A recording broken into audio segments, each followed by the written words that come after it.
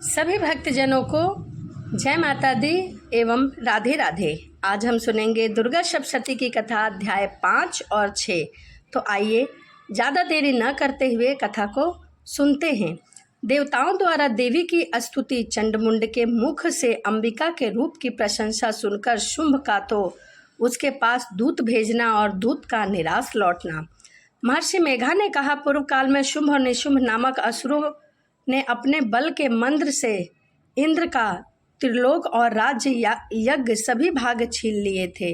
वह दोनों इसी प्रकार सूर्य, चंद्रमा, धर्म और वरुण के अधिकार भी छीनकर स्वयं उनका उपयोग करने लगे। वायु और अग्नि का भी कार्य वही करने लगे थे। इसके पश्चात उन्होंने जिन देवताओं का राज्य छीना था उनको अपने अपने स्थान से निकाल दिया। इस तरह से अधिकार छीने हुए दैत्य और दैत्यों द्वारा निकाले हुए देवता अपराजित देवी का स्मरण करने लगे। देवी ने हमको वर दिया था कि आप लोग जब भी मेरी स्तुति करोगे मैं आप लोग की रक्षा अवश्य करूंगी, तुम्हारी संपूर्ण विपत्तियों को नष्ट कर दूंगी। ऐसा विचार कर सभी देवता हिमालय पर्वत पर गए और भगवती विष्णु माया की स्तुति करने लगे। देवताओं ने कहा, हे देवी तुम्हें नमस्कार है, शिवा को नमस्कार है, प्राकृतिक और भद्रा को नमस्कार है। हम लोग रौद्र, नित्या और गौरी को नमस्कार करते हैं। चंद्र रूपिणी और सुख रूपा देवी निरंतर नमस्कार कर रहे हैं। शरणागत का कल्याण करने वाली वृद्धि और सिद्धि रूपा देवी को हम बार बार नमस्कार करते हैं। और नैर ऋषि राजाओं द्वारा लक्ष्मी तथा सार्वनी को नमस्कार है। दुर्गा को दुर्ग स्थलों को पार करने वाली दुर्गा, पारा, सारा, सर्वकारिणी, ख्याति, कृष्ण और धूम्र देवी को सदैव नमस्कार है। अत्यंत सौम्य तथा अत्यंत रौद्र रूपा को हम नमस्कार करते हैं, उन्हें हमारा बारंबार प्रणाम है। जगत की आधारभूत कृति देवी को बार बार नमस्कार करते हैं। जिस देवी को प्राणी मात्र विष्णु माया कहते हैं उसको नमस्कार है, उसको नमस्कार है, उसको नमस्कार है। जो देवी संपूर्ण प्राणियों में चेतना कहलाती है उनको नमस्कार है, उनको नमस्कार है, उनको नमस्कार है। जो देवी संपूर्ण प्राणियों में बुद्धि रूप में स्थित है उनको नमस्कार है, उनको नमस्कार है, उनको नमस्कार है। जो देवी सब प्राणियों में निद्रा रूप में विराजमान है उनको नमस्कार है, उनको नमस्कार है, उनको नमस्कार है। जो देवी संपूर्ण प्राणियों में शुद्धा रूप में स्थित है उनको नमस्कार है, उनको नमस्कार है, उनको नमस्कार है। जो देवी संपूर्ण प्राणियों में छाया रूप में स्थित है उनको नमस्कार है, उनको नमस्कार है, उनको नमस्कार है। जो देवी सब प्राणियों में शक्ति रूप में स्थित है उनको नमस्कार है, उनको नमस्कार है, उनको नमस्कार है। जो देवी संपूर्ण प्राणियों में त्रिना रूप में स्थित है उनको नमस्कार है, उनको नमस्कार है, उनको नमस्कार है। जो देवी सब प्राणियों में शांति रूप में स्थित है उनको नमस्कार है, उनको नमस्कार है, उनको नमस्कार है। जो देवी सब प्राणियों में जाति रूप में स्थित है उनको नमस्कार है, उनको नमस्कार है, उनको नमस्कार है। जो देवी सब प्राणियों में लज्जा रूप में स्थित है उनको नमस्कार है, उनको नमस्कार है, उनको नमस्कार है। जो देवी सभी प्राणियों में श्रद्धा रूप में स्थित है उनको नमस्कार है, उनको नमस्कार है, उनको नमस्कार है। जो देवी सभी प्राणियों में कांति रूप में स्थित है, जो देवी सब प्राणियों में लक्ष्मी रूप में स्थित है उनको नमस्कार है, उनको नमस्कार है, उनको नमस्कार है। जो देवी संपूर्ण प्राणियों में वृत्ति रूप में स्थित है उनको नमस्कार है, उनको नमस्कार है, उनको नमस्कार है। जो देवी सब प्राणियों में स्मृति रूप में विराजमान है उनको नमस्कार है, उनको नमस्कार है, उनको नमस्कार है। जो देवी सब प्राणियों में दया रूप में स्थित है उनको नमस्कार है, उनको नमस्कार है, उनको नमस्कार है। जो देवी सब प्राणियों में सृष्टि रूप में स्थित है उनको नमस्कार है, उनको नमस्कार है, उनको नमस्कार है। जो देवी संपूर्ण प्राणियों में मातृ रूप में स्थित है उनको नमस्कार है, उनको नमस्कार है, उनको नमस्कार है। जो देवी संपूर्ण प्राणियों में भ्रांति रूप में स्थित है उनको नमस्कार है, उनको नमस्कार है, उनको नमस्कार है। जो देवी सभी प्राणियों में नित्य व्यापक रहती है उनको नमस्कार है, उनको नमस्कार है, उनको नमस्कार है।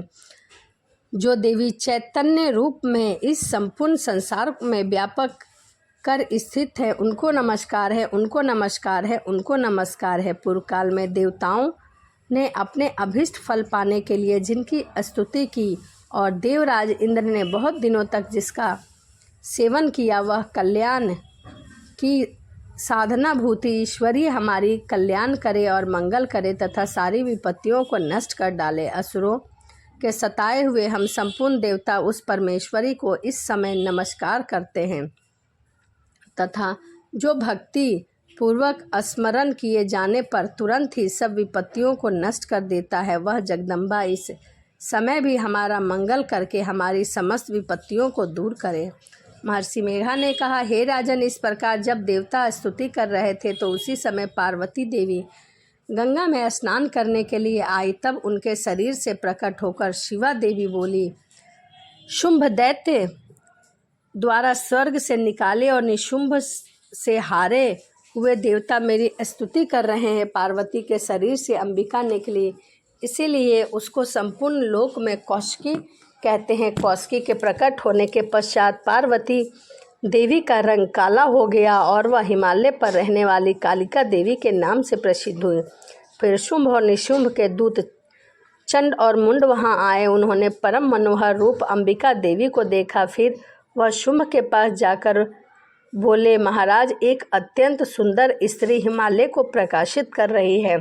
वैसा रंग रूप आज तक हमने किसी स्त्री में नहीं देखा है। असुरेश्वर, आप यह पता लगाएं कि वह कौन है, मैं उसे ग्रहण करना चाहता हूँ। वह स्त्रियों में रतन, वह अपनी कांति से दसों दिशाओं को प्रकाशित करती हुई वहाँ स्थित है, इसीलिए आप उसको देखना उचित है। हे प्रभु, तीनों लोकों में हाथी, घोड़े, मणि इत्यादि जितने भी रत्न हैं वह सब आपके पास शोभ्यमान हैं। हाथियों में रतन रूप में ऐरावत और उच्च श्रवा नामक घोड़ा तो आप इंद्र से लाए हैं। हंसों द्वारा जुता हुआ विमान जो कि ब्रह्मा जी के पास था अब भी आपके पास है और महापद नामक खजाना आपने कुबेर से छीना है। समुद्र ने आपको सदा खिले हुए फूलों की किंजकिलिया नामक माला दी है। वरुण का कंचन भी वर्षा करने वाला इत्र आपके पास है। रथों में श्रेष्ठ प्रजापति का रथ भी आपके पास ही है।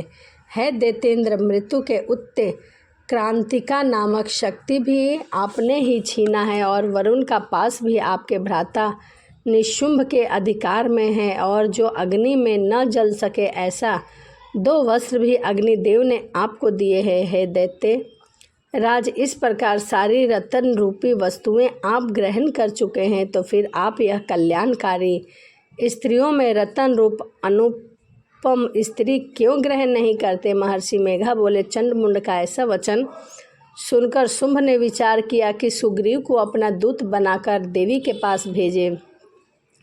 प्रथम उसको सब कुछ समझा दिया और कहा कि वहां जाकर तुम उन्हें अच्छी तरह से समझाना और ये उपाय करना जिससे वह प्रसन्न होकर तुरंत मेरे पास भली प्रकार से चली आवे। दूत सुग्रीव पर्वत से उस रमणीय भाग में जा पहुंचा जहां देवी रहा करती थी। दूत ने कहा, हे देवी, दैत्य का राजा शुंभ जो इस समय तीनों लोकों का स्वामी है, मैं उसका दूत हूँ और यहाँ तुम्हारे पास उनका कहे हुए वचनों को कहता हूँ।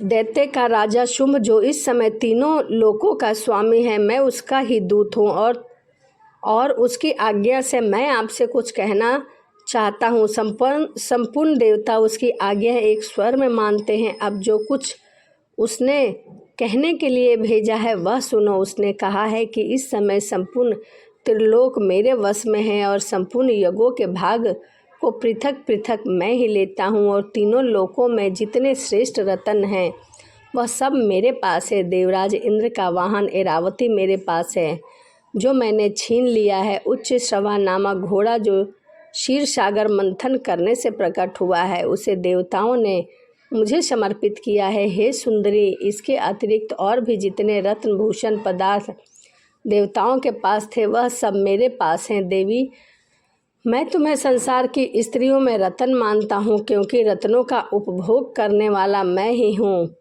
हे चंचल कटाओं वाली सुंदरी, अब यह मैं तुझ पर छोड़ता हूँ कि तू मेरे या मेरे भाई महाप्रक्रमी निशुंभ की सेवा में आ जा। यदि तू मुझे वरेगी तो तुझे अतुल्य महान ऐश्वर्य की प्राप्ति होगी। अतः तुम अपनी बुद्धि से यह विचार करके मेरे पास चली आओ। महर्षि मेघा ने कहा, दूत के ऐसा कहने पर संपूर्ण जगत का कल्याण करने वाली भगवती दुर्गा मन ही मन मुस्कुराई और इस प्रकार कहने लगी। देवी ने कहा, हे दूत, तू जो कुछ कह रहा है वह सत्य है, इसमें किंचित मात्र भी झूठ नहीं है। शुंभ इस समय तीनों लोकों का स्वामी है और निशुंभ भी उसी तरह पराक्रमी है, किंतु इसके संबंध में मैंने जो प्रतिज्ञा ले चुकी हूँ उसे झुठला नहीं सकती। अतः मैंने जो प्रतिज्ञा ली है उसे सुन।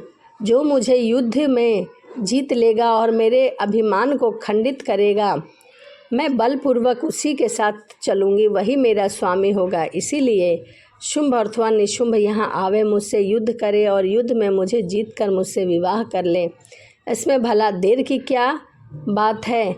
दूत ने कहा, हे देवी, तुम अभिमान से भरी हुई हो, मेरे सामने तुम ऐसी बात ना करो।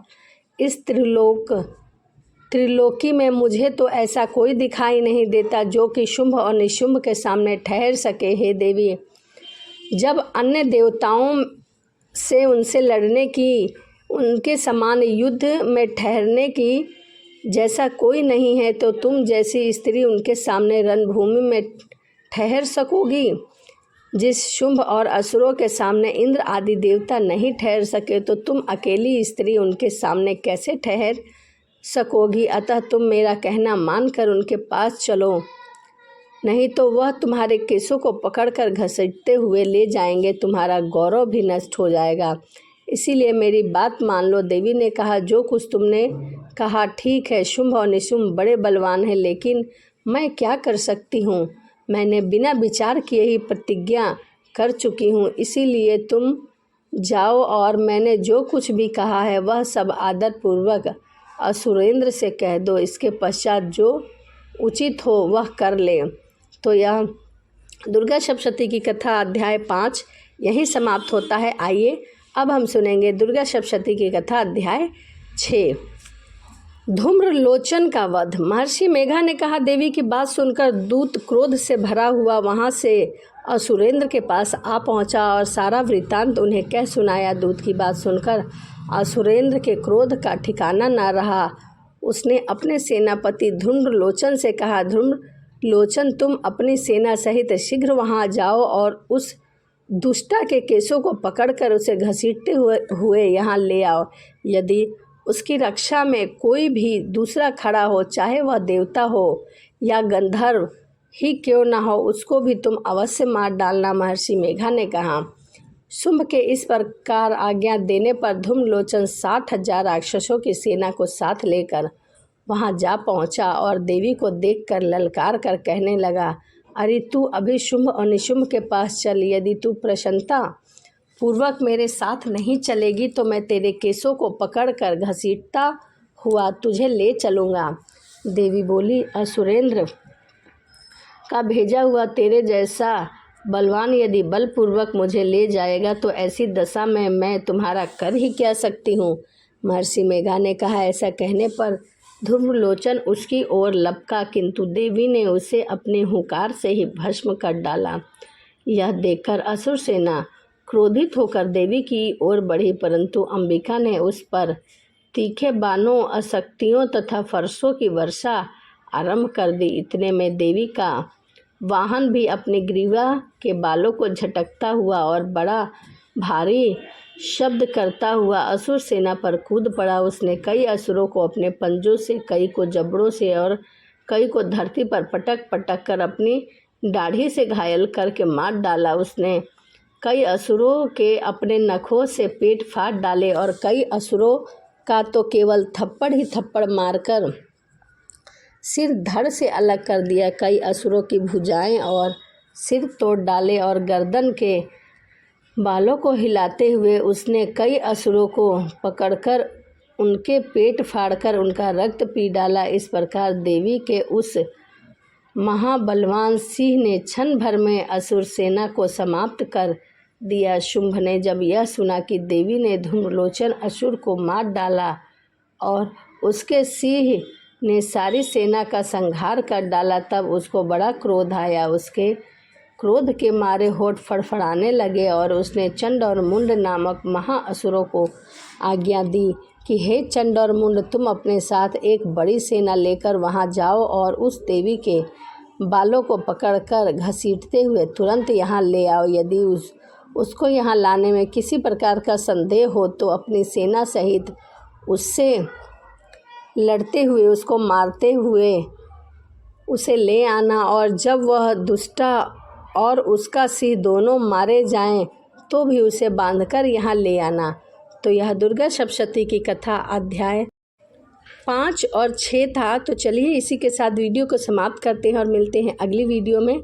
वीडियो आपको कैसी लगी कमेंट में जय माता दी लिखकर बताना ना भूलें। तो चलिए इसी के साथ वीडियो को समाप्त करते हैं और मिलते हैं नई वीडियो में।